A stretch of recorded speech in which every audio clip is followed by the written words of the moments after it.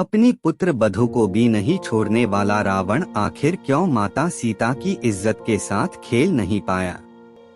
विजयादशमी के दौरान यह याद करना जरूरी है कि भगवान श्री राम ने किसी ऐसे रावण का वध नहीं किया था जो विद्वान था, शास्त्रों का ज्ञाता था और अपने राज्य की भलाई के बारे में सोचता था। राम ने ऐसे रावण का वध किया था जो स्त्रियों का सम्मान नहीं करता था, उनके साथ दुर्व्यवहार करता था और बलपूर्वक अपनी बात मनवाता था। लंकापति का इतिहास वाल्मीकि रामायण के ही एक अंश से पता चलता है, जो महर्षि वाल्मीकि द्वारा रचित है और जिसे राम कथा का मूल माना जाता है। रंभा का नाम आपने सुना होगा। वह स्वर्ग की अप्सरा थी जो तमाम नृत्यों और कई कलाओं में पारंगत थी। आगे बढ़ने से पहले एक और बात बताना जरूरी है कि रावण और कुबेर भाई थे। कुबेर के पुत्र का नाम था नलकुबेर। रंभा नलकुबेर की प्रेमिका थी और इस रिश्ते से वह रावण की बहू लगती थी। एक दिन जब वह अपने प्रेमी से मिलने जा रही थी, तभी रावण उसकी सुंदरता पर मोहित हो गया और उसने रंभा से आपत्तिजनक बातें पूछी। रावण ने रंभा से पूछा कि वह इतना सज-धज कर किसको तृप्त करने जा रही है।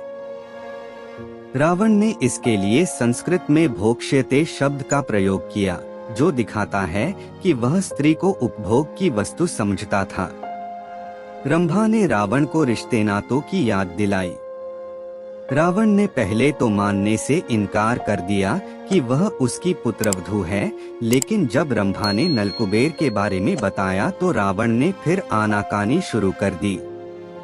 उस समय रंभा काफी डरी हुई थी और देवताओं को भी जीत चुके रावण के बारे में उसे पता था कि वह कुछ भी कर सकता है। वाल्मीकि रामायण के अनुसार रावण ने रंभा का जबरदस्ती संगम किया।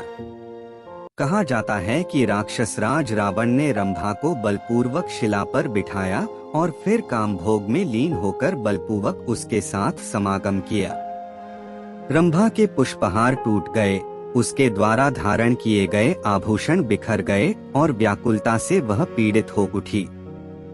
रावण रंभा की इज्जत लौटने के बाद उसे वहीं छोड़ दिया और निकल गया। जाप बिलखती हुई रंभा अपने प्रेमी नलकुबेर के पैरों पर गिर पड़ी थी। रंभा ने नलकुबेर को बताया कि रावण स्वर्ग जीतने के लिए भारी संख्या में सैन्य बल लेकर आया है और इसी दौरान उसने उसका जबरदस्ती किया। नलकुबेर महामना थे। उनमें ब्राह्मण सी धर्मशीलता और क्षत्रिय सी वीरता थी।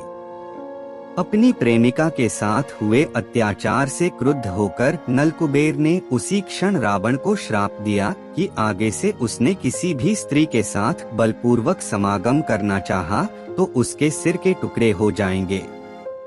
अर्थात रावण तब तक किसी स्त्री के साथ संभोग नहीं कर सकता था जब तक वह ऐसा न चाहती हो।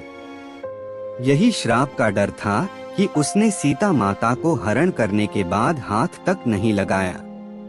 यदि आप इस वीडियो को थोड़ा सा भी अच्छा लगा हो तो एक लाइक और एक सब्सक्राइब कर दीजिएगा। वीडियो को देखने के लिए और आपका बहुमूल्य समय देने के लिए दिल से धन्यवाद।